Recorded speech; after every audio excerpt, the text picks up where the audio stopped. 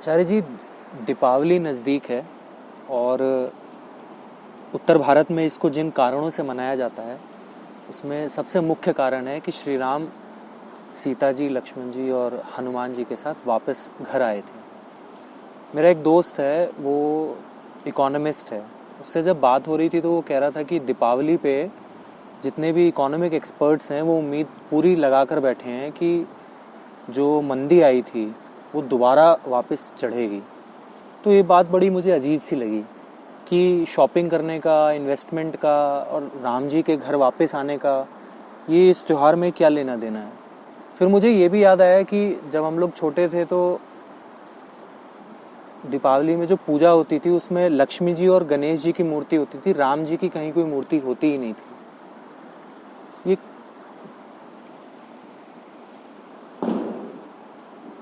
देखो, दो बातें समझनी होंगी। एक तो ऐतिहासिक दृष्टि से, एक मनोवैज्ञानिक दृष्टि से। ऐतिहासिक बात यह है कि भारत रहा है किसानों का देश। तो किसान ने फसल काट ली, बेच ली, घर पैसे आ गए, और ये समय इधर का ऐसा होता है जब उसके पास कुछ करने को है नहीं विशेष और पैसा भी आ गया है हाथ में, तो उसने जो श्रम करा है और श्रम का उसको जो फल मिला है वो उसका उत्सव करना चाहता है। तो दिवाली के पीछे ऐतिहासिक कारण तो बड़ा ये है, और भी है।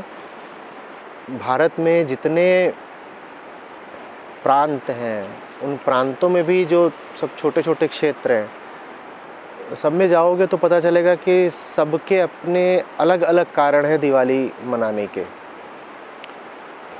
केंद्रीय कारण भी है जिसकी तुमने चर्चा करी, खासतौर पर उत्तर भारत में, कि माना यह जाता है कि श्री रामचंद्र घर लौटे थे तो अयोध्या वासियों ने उनके स्वागत में, अमावस की रात थी, दिए जलाए थे और खुशी में मिठाइयाँ बांटी थी, तो वहाँ से दिवाली की शुरुआत है।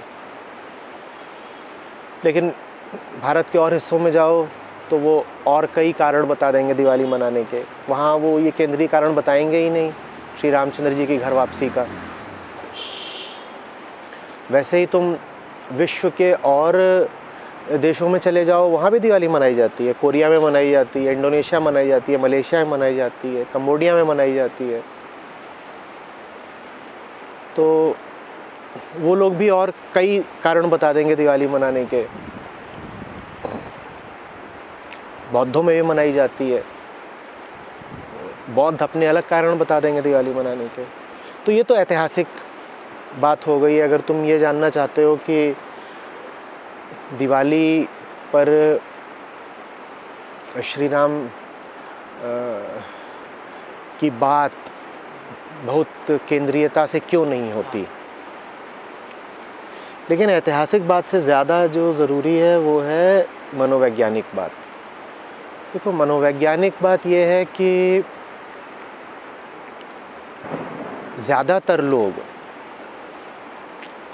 सुखवादी और भोगवादी होते हैं। उन्हें किसी भी तरीके से सुख चाहिए। सुख माने खुशी, मज़ा चाहिए, मज़ा। और उन्हें भोगना है, नई नई चीज़ें भोगनी है, नए नए अनुभव भोगने हैं, वस्तुओं को, खाने की चीज़ों को, पहनने की चीज़ों को, आराम की चीज़ों को, दूसरे लोगों के शरीरों को उन्हें भोगना है। तो एक तो ज़्यादातर लोगों में, सभी में लगभग, भोग की ये वृत्ति होती है। और दूसरी बात, लोग अपने आप को धार्मिक और नैतिक कहलाना भी पसंद करते हैं, क्योंकि अहंकार के मन में एक डर भी बैठा होता है कि मैं बहुत छोटा हूँ, बहुत नीचा हूँ। अपनी असलियत का उसे कहीं ना कहीं एहसास तो होता ही है। वो जानता है कि वो बहुत छोटा है, बहुत दुर्बल है, तो वो अपनी सुरक्षा के लिए फिर धर्म का सहारा लेता है। तो वो अहंकार जो है, माने जो आम मन है, आम आदमी है, वो धार्मिक भी कहलाना चाहता है। तो वो इन दोनों चीज़ों को मिला देता है। एक तरफ तो आपकी बहुत इच्छा है भोग करने की, और दूसरी तरफ आप धार्मिक भी कहलाना चाहते हो, तो आप क्या करोगे? आप इस तरह से धार्मिक हो जाओगे कि आपकी धार्मिकता में भोग के लिए एक वैध लीगल स्थान हो। तो आप फिर अपने त्योहारों को ही कुछ इस तरह से मनाओगे कि ऊपर ऊपर से आप ये कहो कि साहब मैं त्यौहार मना रहा हूँ फलानी ऊंची वजह से, धार्मिक कारण है त्यौहार के पीछे, लेकिन वास्तव में आप उस त्यौहार में क्या कर रहे होगे? भोग कर रहे होगे। तो यही कर रहे हैं ज़्यादातर लोग।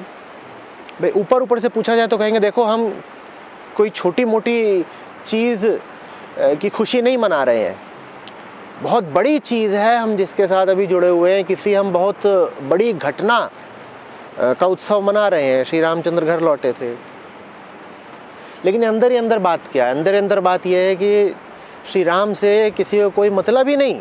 बहुत खेद की बात है, दुर्भाग्य की बात है। उन्हें आप जब दिवाली पर शॉपिंग करने जा रहे हो तो आपके मन में क्या श्री राम और माता सीता घूम रही हैं? बिल्कुल भी नहीं। आपके मन में तो आपका सुख, आपका भोग घूम रहा है। लोग अगर ईमानदारी से पूछेंगे अपने आप से कि भाई तुम धनतेरस पर सिक्के खरीद रहे हो, बर्तन खरीद रहे हो, जो भी कर रहे हो, इसमें क्या तुम श्री राम से प्रेरित हो या उनकी स्मृति में खरीद रहे हो या उनके प्रति श्रद्धा रखने के कारण खरीद रहे हो? तुम्हारे मन में एक बार भी विचार भी आ रहा है कि श्री राम का ये सब करते हुए जब आप उस खरीदारी की पूरी प्रक्रिया से गुजर रहे हैं, चाहे आप कपड़े खरीद रहे हो, गाड़ी खरीद रहे हो, आप जो कुछ भी कर रहे हैं, उस पूरी प्रक्रिया में श्री राम की छवि, श्री राम का स्मरण आपके मन में कितनी बार आया? आया ही नहीं। तो खेल तो वही चलना है, मज़े लूटने का, कि दुनिया में आए हो तो ऐश कर लो, लेकिन उस ऐश को एक सम्माननीय नाम भी देना है। तो वो फिर नाम दे दिया जाता है कि फलाना त्यौहार है, फलाना त्यौहार है। ऐसा दुनिया के हर कोने में होता है, दुनिया के हर धर्म में होता है। आप दिवाली की ही बात न करें, होली में भी यही हो रहा है। जिसको आप राष्ट्रीय पर्व कहते हैं उन पर भी यही हो रहा है। 15 अगस्त, 26 जनवरी, उनमें भी यही हो रहा है। आप ईद की बात करें, वहाँ भी यही हो रहा है। आप क्रिसमस की बात करें तो वहाँ तो बिल्कुल ही घनघोर तरीके से यही हो रहा है। वो जो क्रिसमस न्यू ईयर का पूरा हफ्ता होता है, वो तो हफ्ता समर्पित ही उपभोक्तावाद को होता है। छुट्टियां ही कर दी जाती हैं बहुत सारे देशों में, इसलिए नहीं कि बड़ी खुशी है क्राइस्ट के जन्म की, इसलिए कि जाओ और मज़े मारो, मज़े भोगो, खूब भोगो। और उन दिनों में जिन जानवरों का कत्ल हो रहा है उनकी तादाद कई गुना बढ़ जाती है, और दुनिया भर के जितने हम दूषित करने वाले काम कर सकते हैं वो सब बढ़ जाते हैं। तो ये है हमारे त्योहारों का हाल। आचार्य जी, दीपावली के साथ जो दो शब्द बहुत करीबी से जुड़े हुए हैं वो हैं लाइट और प्रॉस्पेरिटी। लाइट का हमने ऐसे अर्थ निकाला कि घर में लड़ियाँ लगा ली और पूरा रोशन कर दिया। प्रॉस्पेरिटी में हम शॉपिंग कर रहे हैं, चीज़ें खरीद के ला रहे हैं। देखो, त्योहार अगर धर्म से संबंधित है तो उसके जितने प्रतीक हैं उनके अर्थ भी धार्मिक ही होंगे ना, बहुत सीधी सी बात है। तो कोई त्योहार है अगर जिसका संबंध प्रकाश से है तो भाई वो प्रकाश न तो दिए का हो सकता है, न मोमबत्ती का हो सकता है, न चीनी झालर का हो सकता है। ये बहुत बाहरी बातें हैं। उस प्रकाश का अर्थ है कि भीतर के अंधेरे को हटाना है, माने अहंकार को घटाना है, और जो मोह की और भोग की और डर की और लालच की हमारी वृत्तियां हैं उनसे पार जाना है। जैसे श्री राम गए थे, उनके पूरे जीवन को देखो तो उसमें पता चलेगा कि कितनी चीज़ों का लालच उन्होंने ठुकरा दिया, और डरे वो रावण से भी नहीं।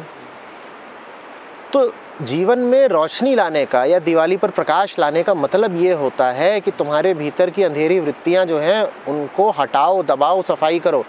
उसकी जगह हम उन्हीं वृत्तियों को और ज़्यादा उत्तेजित कर देते हैं, और ज़्यादा प्रदर्शित कर देते हैं, और ज़्यादा उनको हम सहारा दे देते हैं, उनको ईंधन दे देते हैं अपने त्योहारों के नाम पर। आप समझ रहे हो? लालच से हटने का नाम है प्रकाश। और दिवाली पर जिधर देखो उधर लालच ही बिखरा हुआ है। तो दिवाली पर आप प्रकाश ला रहे हो या और ज़्यादा अंधेरा ला रहे हो? बात समझ रहे हो?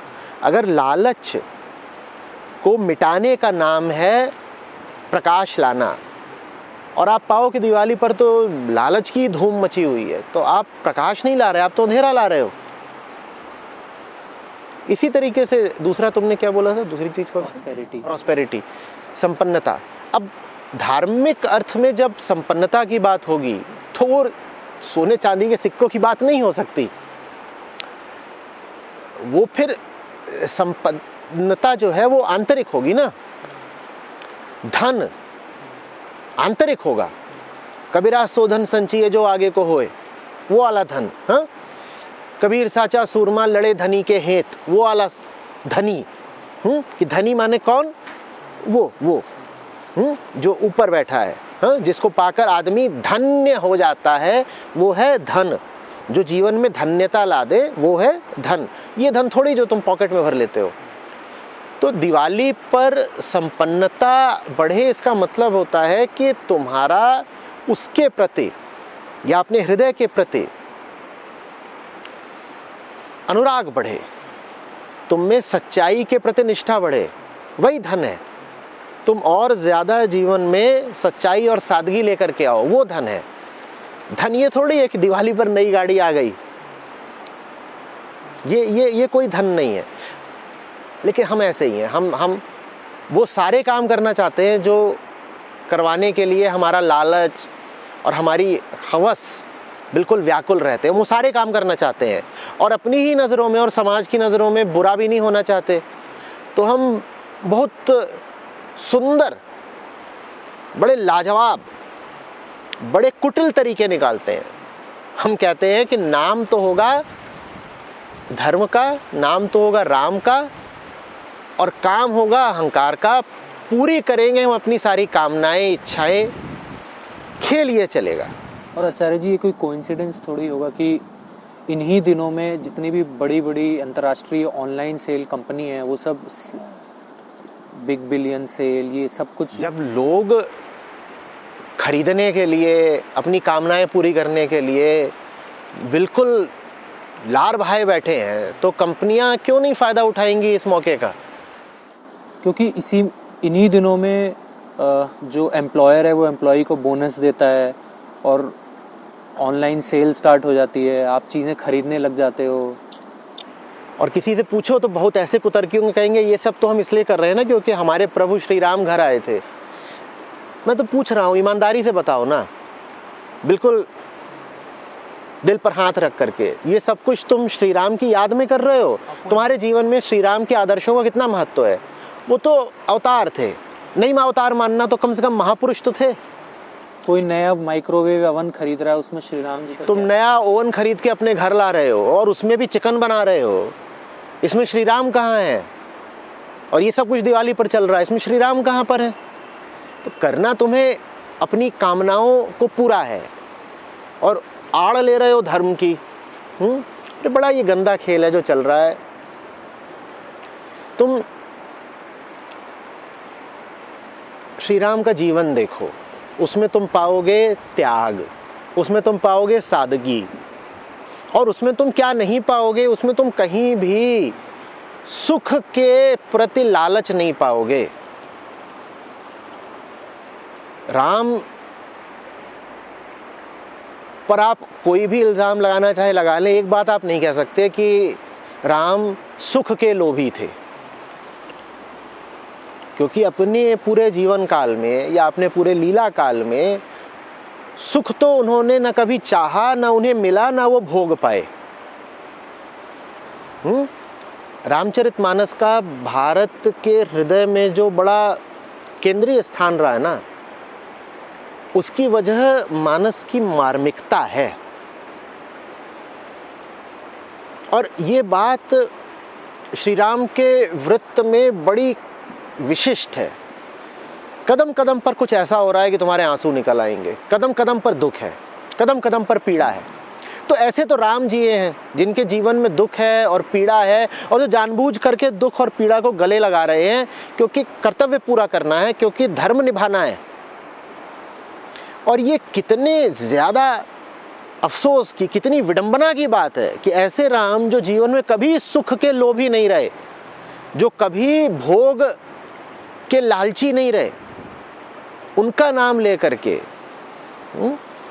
बाजारें सजी हुई हैं और भोग की बारिश चल रही है। बिल्कुल किसी और के नाम पर ही कर लेते तो कर लेते, श्री राम के नाम पर क्यों कर रहे हैं हम ये? और जैसे आचार्य जी एक धर्म के लोग श्री राम जी के नाम पर दीपावली के साथ करते हैं, वैसे ही अन्य धर्म के लोग, बेशक कोई शक ही नहीं इसमें, क्योंकि बात धर्म की है ही नहीं। बात धर्म की इसलिए नहीं है क्योंकि कोई भी व्यक्ति धार्मिक है ही नहीं। तुम दुनिया के किसी भी धर्म के मानने वालों या पंथ के मानने वालों या मजहब के मानने वालों की बात कर लो, धार्मिक कहाँ है? तो दुनिया में जहाँ कहीं भी जो भी व्यक्ति कोई भी त्योहार या उत्सव मना रहा है, उसके पीछे 99.9% संभावना यही है कि उसका इरादा मजे मारने का है। तो जब आचार्य जी वो शॉपिंग ही है, हाँ, नॉर्मल शॉपिंग है, तो वो दिवाली शॉपिंग क्यों लिखा हुआ है फिर उसमें? क्योंकि इससे तुम्हारी नैतिकता को सहारा मिल जाता है ना, कि हम यूं ही नहीं आ गए हैं मजे मारने के लिए, अरे ये सब कुछ हम कर रहे हैं अपने राम के नाम पर, जबकि उसमें वास्तव में राम कहीं भी सम्मिलित नहीं है। आचार्य जी आपने लाइट और प्रॉस्पेरिटी पे समझाया उनके क्या तात्विक अर्थ हैं। गणेश जी और जो लक्ष्मी जी की पूजा होती है, ये दो देवी देवता कौन हैं? इनके वास्तविक अर्थ क्या हैं? क्योंकि नहीं, देखो, दिवाली पर लक्ष्मी गणेश के पूजन की जो धारा है, कुबेर भी उसमें साथ है, वो एक अलग धारा है, ठीक है, वो एक अलग धारा है। ये दोनों धाराएं आकर के आपस में मिल गई, और राम का त्योहार और लक्ष्मी गणेश कुबेर का त्योहार वो एक हो गया, ठीक है। तो जो लोग लक्ष्मी का अर्थ सिर्फ भौतिक संपन्नता से लगाते हों, उनसे मुझे कुछ नहीं कहना है। जिनको ये लगता हो कि लक्ष्मी देवी आपको भौतिक संपन्नता दे देती हैं, और कोई भी देवी या देवता, दिव्यता का कोई भी प्रतीक ऐसा हो सकता है जिसका संबंध सिर्फ भौतिक सुख से हो, तो ऐसों से मुझे कुछ नहीं कहना, क्योंकि फिर वो तो लक्ष्मी देवी को भी समझे ही नहीं ठीक से। अभी बात दूसरी कर रहे हैं हम बात ये कर रहे हैं कि दिवाली के साथ जो राम का नाम लगा है, उसमें राम वास्तव में कहाँ है, और अगर नहीं है तो हम राम को वापस क्यों नहीं लाते? और राम को वापस लाने का क्या मतलब होगा? राम को वापस लाने का मतलब होगा उन मूल्यों को, उन आदर्शों को वापस लाना। राम जिनके प्रतीक हैं, राम जिनकी रक्षा के लिए जीवन भर संघर्षरत रहे। बात समझ में आ रही है? आपकी आचार्य जी पिछले साल कही हुई एक बात है कि राम की घर वापसी तो ठीक है, आपकी राम वापसी कब होगी? तो दिवाली पर हमारी राम वापसी होनी चाहिए ना। हमें पढ़ना चाहिए राम के पूरे चरित्र को, और पूछना चाहिए कि हम जरा भी राम जैसे हैं क्या? और अगर हम जरा भी राम जैसे नहीं है तो हम हुल्लड़ किस बात का मचा रहे हैं? ये शोर शराबा क्या? ये खरीदारी क्या? भाई पहले हम में कुछ पात्रता होनी चाहिए ना। और दिवाली मनाने की पात्रता ये है कि हमारी जिंदगी थोड़ी सी तो श्री राम की जिंदगी जैसी हो, कम से कम थोड़ी सी, बहुत ज़्यादा नहीं, 10% ही सही। पर अगर हमारी जिंदगी में, हमारे जीवन में श्री राम का तत्व 0.1% भी नहीं है, और उसके बाद भी हम बड़े ठाठ से निकल पड़ते हैं कि हम तो साहब पटाखे फोड़ेंगे और मिठाइयाँ बांटेंगे और चीज़ें खरीदेंगे, तो ये बात थोड़ी अटपटी लगती है। आचार्य जी, इस संवाद से अगर प्रेरित होकर कुछ लोग श्री राम जी के विषय में जानना चाहें, उनकी जीवन लीला को पढ़ना चाहें, तो वो क्या करें? मानस के पास है, रामचरितमानस के पास जाएं। रामचरितमानस हैं, कबीर साहब के राम हैं, न जाने कितना साहित्य है जो भारत ने श्री राम को केंद्र में रखकर रचा। हमारी संस्था भी श्री राम पर न जाने कितना कुछ कह चुकी है, सिखा पढ़ा चुकी है। तो कोई राम के बारे में अगर जानना चाहे तो ऐसा नहीं हो सकता कि स्रोतों की कमी है, जान सकता है, पर इरादा तो हो, नीयत तो हो। दिवाली पर इरादा होना चाहिए राम के निकट आने का, और हमारा इरादा होता है बाजार के निकट आने का। ये गड़बड़ हो रही है ना। राम के पास क्या है? गीता में कृष्ण कहते हैं मैं शस्त्रधारियों में श्री राम हूँ। कुछ बात होगी ना, इतने शस्त्रधारी हुए हैं, तो राम में ऐसा क्या है जो कृष्ण राम को ही चुन करके कह रहे हैं कि मैं कौन हूँ? मैं शस्त्रधारियों में श्री राम हूँ। कुछ बात तो होगी ना, कुछ बात तो होगी ना कि कबीर जैसा संत बार बार कहता है कि राम राम और राम। कोई वजह होगी ना, उस वजह को समझना होगा। कोई वजह तो होगी ना कि राम के संपर्क में आने पर वाल्मीकि का सब कुछ बदल गया, तुलसीदास का सब कुछ बदल गया। कुछ तो होगी बात ना। वो बात क्या है वो समझनी पड़ेगी। श्री राम के चरित्र में, वृत्त में क्या विशेष है वो जानना होगा। यही दिवाली का सार्थक अर्थ है। श्री राम को जानो और उनके जीवन से जो कुछ भी सीख सकते हो अपने जीवन में उतारो। और आज के समय में तो बहुत ज़रूरी है कि राम से कुछ सीखा जाए। मर्यादा पुरुषोत्तम कहलाते हैं ना। मर्यादा का मतलब जानते हो क्या होता है? मर्यादा का मतलब होता है अहंकार अपनी सीमा में, अपनी औकात में रहे, इसको कहते हैं मर्यादा। अपनी सीमा का उल्लंघन मत करो, इसको कहते हैं मर्यादा। वो सीमा तुम्हें समाज ने नहीं दी है, वो सीमा तुम्हें तुम्हारे बोध ने दी है। तुम समझ गए हो कि मैं अहम भर हूं और मुझे अपनी सीमा में रहना है, अपनी सीमा से आगे जाऊंगा तो धृष्टता होगी है। अब राम तो महापुरुष हैं, उसके बाद भी वो मर्यादा का पालन करते हैं, जबकि वो कह सकते थे कि भाई मैं बड़ा आदमी हूँ, मुझे तो अधिकार है किसी भी मर्यादा में न रहने का, मैं सब सीमाएं तोड़ सकता हूँ, मेरे लिए कोई वर्जनाएं नहीं। राम मर्यादा का पालन कर रहे हैं। और आज का युग ऐसा है जिसमें छोटे से छोटा आदमी भी किसी मर्यादा का पालन नहीं करना चाहता। आज का युग अहंकार के उद्दीपन का युग है। अहंकार सर चढ़ के बोल रहा है, हर व्यक्ति कह रहा है मैं कुछ हूँ और मुझे कोई शर्म नहीं, कोई लाज नहीं, मैं तो कुतुब मीनार पे चढ़ करके बोलूँगा, मेरी फ्रीडम है, मुझे जो मन में आएगा करूँगा। तो आज का जो युग है वो मन की मन मर्जी का युग है। आज का युग मनचले होने का युग है और इसको माना जाता है ये आदमी की फ्रीडम की बात है। और राम ऐसी किसी फ्रीडम को स्वीकार नहीं करते। राम कहते हैं मर्यादा। तो आज तो बहुत ज़रूरी है कि हम राम के जीवन से सीख लें कि एक एक एक बड़ा राजा